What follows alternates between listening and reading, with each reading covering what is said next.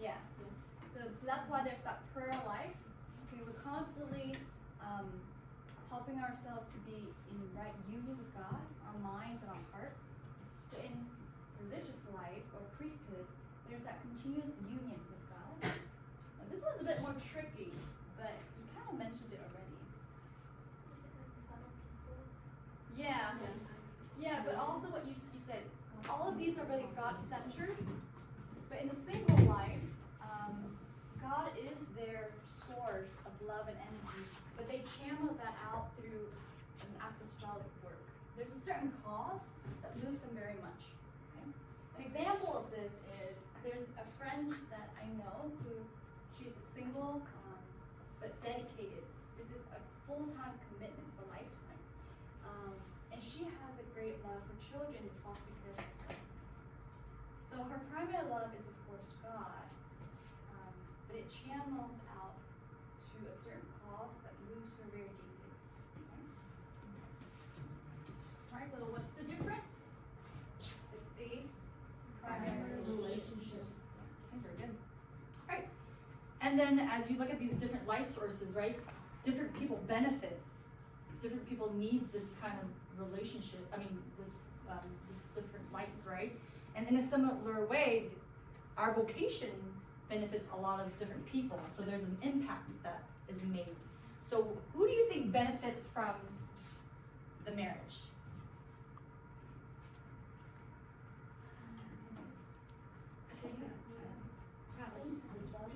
Yes, the spouses. So there's that union part. And then from the spouses come. Yeah, so the children and the society, because the family is like the building block of society, right? All right.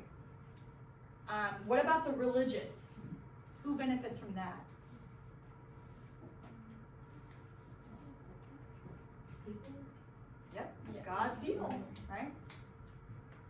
And then the last one, it's for a specific cause. So yes, the vocation is also to purify each and every one of us, but it's also made to have an impact on other people. Yeah, but I think you're just reminding me of something, sister. Like the first person that benefits or receive from the vocation is the person themselves in that vocation.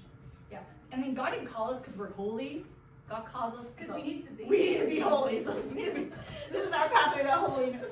Okay. All right, and then just kind of zooming into the religious life.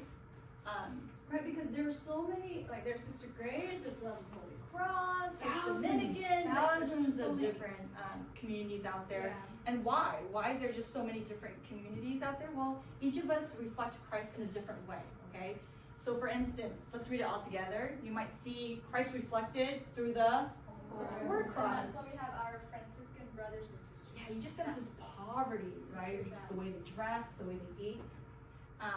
Together, everyone, the healer. Jesus the preacher. Jesus the priest. Jesus the younger brother. Jesus the lover. So each community kind of reflects Jesus in a different way. Guess who we reflect?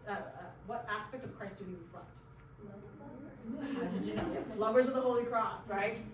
Sister Grace, how about your community? We reflect God's mercy, the kind of love that we do not deserve, the kind of love that forgives continuously, and the kind of love that has no end, no boundary. Let's test Sister Grace today. It just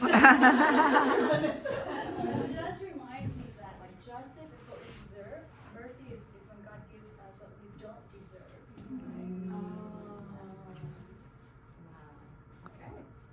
All right, so we talked about how they were different, right? So now, like, how are these light sources very similar? Yeah, so all together, what are they? What's the word that kind of... Light, okay, light. Light, yes. It's another word for this. Shine.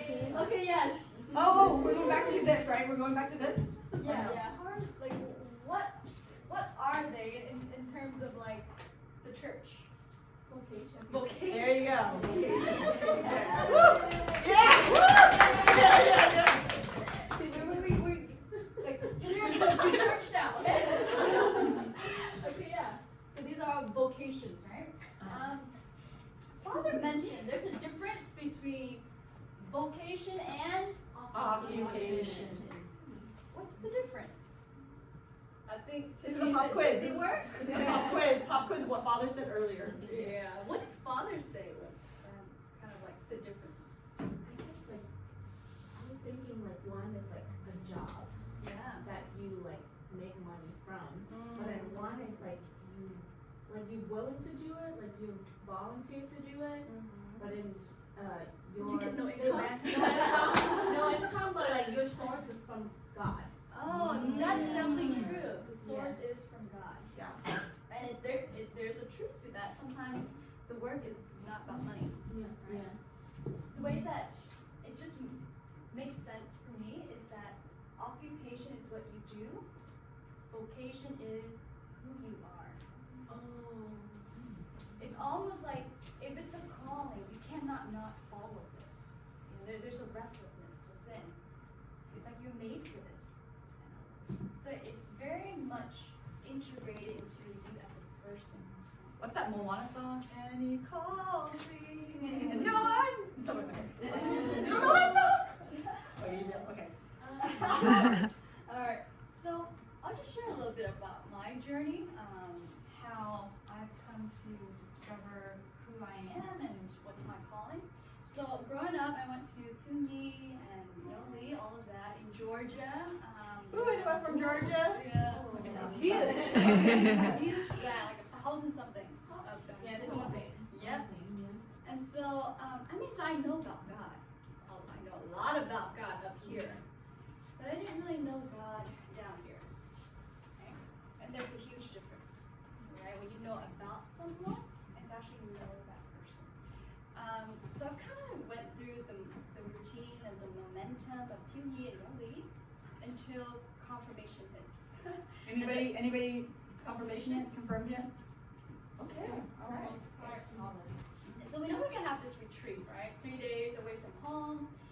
And I'm like a huge introvert, very reserved, very quiet. I'm not looking forward to this retreat. And I'm kind of like safe in my bubble. But part of the program, we went through it. And it was during that time where I was away from the world and my normal activities, friends, the culture, pop culture, many voices or noises. But I was able to have those days of silence, and it allowed me just to listen deeper to my heart, and deep within your heart is God's voice. And so at the time I was a sophomore, right? And I'm thinking, what am I going to do after high school? That's kind of the natural process. Well, I'm going to go to college, get a good career, and have a happy family. Sounds like a good plan. Not bad. Not too bad. Yeah. And I could be happy and holy, right? So I knew that that was available for me, but when I just sat with that, I felt deep in my heart that that wasn't enough, and that was kind of the seed of that vocation. That there's something that I long for. That it seems like my heart is made for something else, where it's just not enough. And so, did I put that there? Not really. It was just something that I discovered. You know? So, similar in your own vocation journey, it's going to be something that you discovered. It's already been there. Okay? But the moment of it was, I just feel kind of like lost. I'm not sure what my life will look like. But I just felt deep in my heart that God was saying, Oanh, I know you. I understand you. And I know you more than you know yourself. And that was like, whew, shivers. But there's a God closer to me than myself. And so I was not stable at all after that retreat. I couldn't go back to school because I was afraid of, what I would become again, And I just knew that there's some restlessness now, that I cannot not do anything about this. So I reached out to the sisters, and eventually I found my sisters. I come and see. And so it was just, again, praying about what God and I, where do we meet? And again, it was God saying, I know you through and through. And I said, well, you know what? That I want to more about you. And I want to give my life to this God who knows me. So, long story short, right after that, I asked to join, finished high school in the community. So Oanh actually joined when she was a senior in high school. Yeah. That was the last time we accepted high school. I always say they took a risk. Yeah, but I found my home, and my father was at rest. So it's a personal journey, and it's a journey of discovering, your own heart. And really, why does this matter, right? Because, well, I think at the end of the day, we all desire that fulfillment, that deep sense of, wow, this is what I'm made for, and vocation is that path. Right?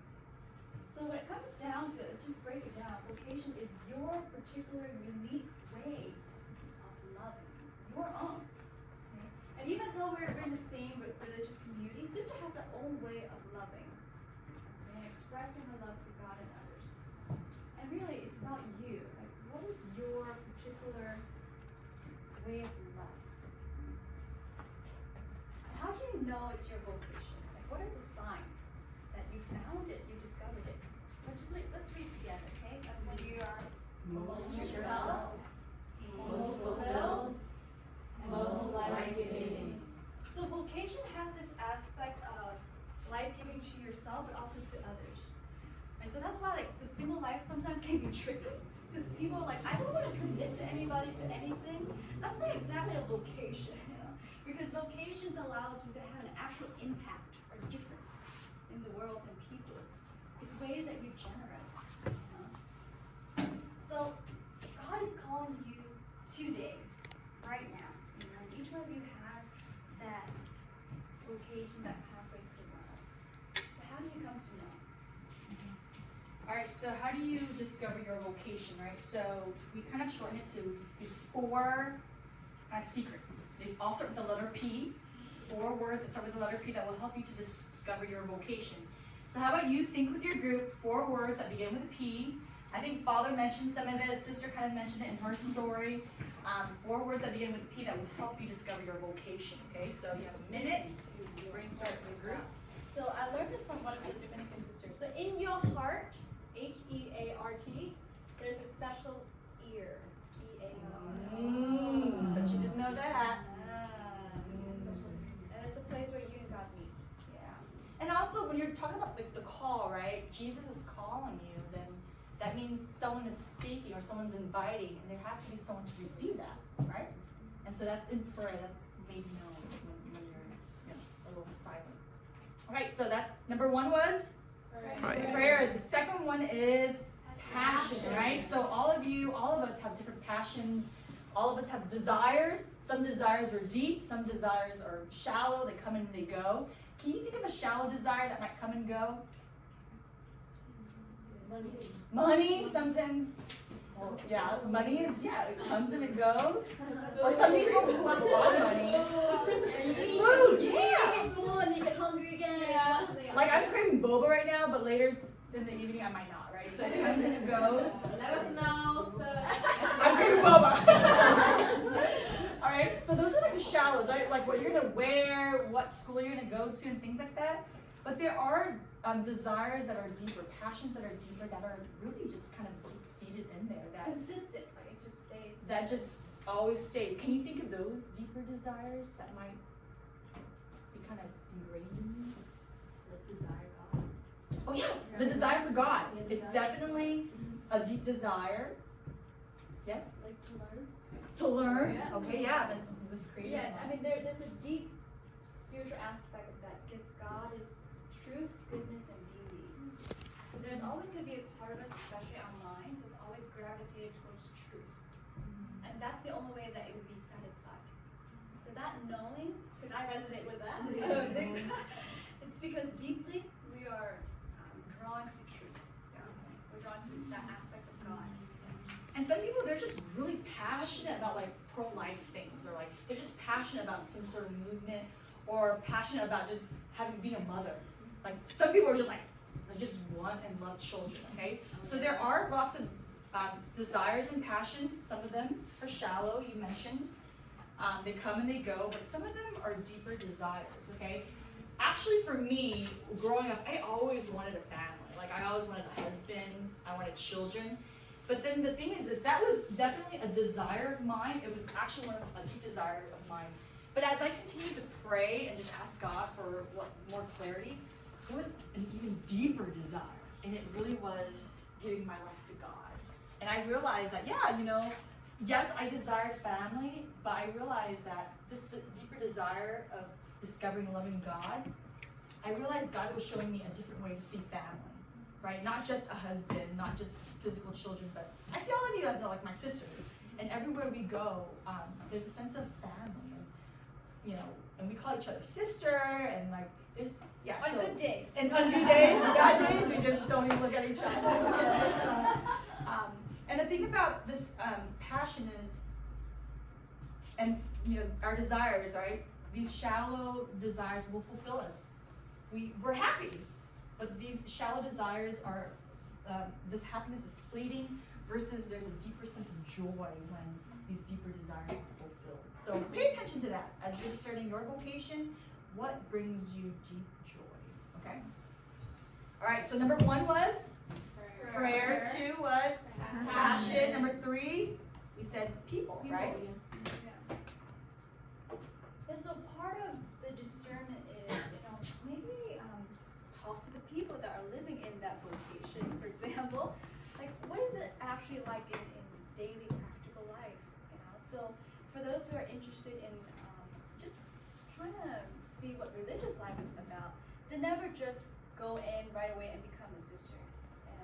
There's a period of like getting to know myself and the community and really living this out. So we have aspirants with us and they commit to 1 year. And it is not like a lifetime commitment at all, but it is for them to see, oh, I can really live this, or I don't think this is mine. But until you really have that practical real life experience, it'll always be kind of like unknown. So like talking to the people or even spiritual directors, people who can actually just listen to your heart's movement and see what God invites. All right. And the last one is peace, right? The fruit of the Holy Spirit is always peace and joy. Whichever vocation you find yourself fulfilled and at peace, that's most likely your vocation. So for instance, if you're in a relationship and you don't feel at peace, maybe that's not where God wants you to be, okay? I think for me, as I was searching everywhere, it was only until I entered the convent and the community where I sensed a profound peace, a profound joy that I didn't even know existed out in the world. And so you want to be on alert for that peace and that joy, okay? And then the last kind of tip is just to look for these clues. God is calling you. Your vocation has already been in your heart. It's just a matter of discovering what it is. And even just looking at your life, just to see like what clues has God already given to you. Maybe you're just really deeply drawn to the marriage life. Maybe you're curious about sisterhood, or maybe you just have a great love for prayer, or just pay attention to those things, okay? Because sometimes I didn't even know what my vocation was until I look back at my life and I'm like, man, God gave me so many clues, okay? Like for instance, I remember when I was in 5th grade, I was just going to church, kind of half asleep, right? And then as Father was consecrating the host, this homeless man walks down the aisle with a beer bottle. And everyone is just like scared, okay? Everyone's like, what's going on? But for some reason, a question just popped in my head, like, do I want to be a sister? But see, at that time, I thought it was me asking me that because I have a lot of questions and thoughts all the time. But 10 years after, when I look back at that moment, I was like, yeah, how did I think about that? Like, how did I even come to have that idea? Had not God placed it in my heart.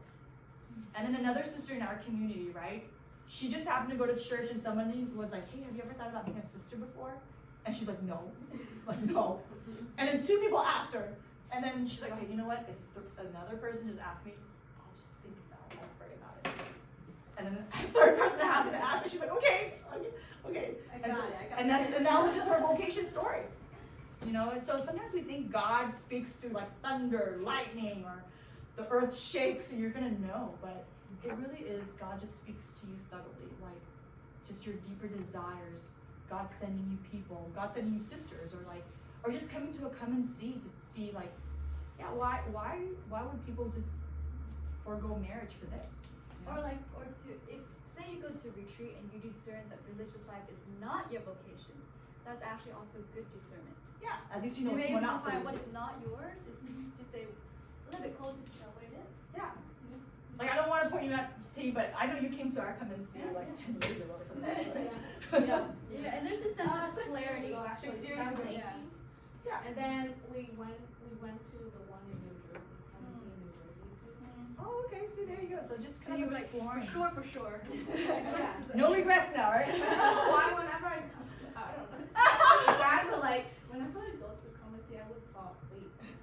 See, that's a sign. That's a good sign. I thought to myself, maybe this is a sign that, God is not calling me. I go to come and say, I fall asleep. Yeah. Or maybe I just You were fall just asleep. too restful. Too restful and not alert. Yeah. Yeah. All right. So. Alright, so which vocation might God be calling you to? See if there's any sort of patterns in your life story. And even if there's this little attraction to one over another, follow that. When you look at all three, which one just brings you a little bit of joy? Okay. And Let's all read this together. This is a quote from Saint Catherine of Siena. Be who God meant you to be, and you will set the world on fire. illuminate it. Yeah, so God has a vocation for each of you, and the best vocation, if you're thinking about marriage, religious life, or single, the best vocation out there is The one God For you. has for you. Okay, we need to find this out. Okay, It yeah. isn't just, this is not the best, neither is this, if it's not for you. Yeah. It really is. Come down to that. Because all of this will lead you to holiness, will lead you to God. But it just has to be the one for you. Alright, and then I can have some. Oh yeah, just a few reflection questions, because we're supposed to get to small groups. Okay. We talk too much. Okay, so just some questions if you want to share with your group. But as you're discerning your vocation, these are really good questions to consider, okay? So number one, let's read it out loud. What brings you Joy. Just what brings you joy? Okay. Number two, what are you passionate about? What desires have God already placed in your heart? And the last one is, what's a need in the World. you feel called to Respond to. Okay, so just take a few moments to kind of maybe choose a question to kind of ponder and pray about, and then we'll have a chance to share, okay?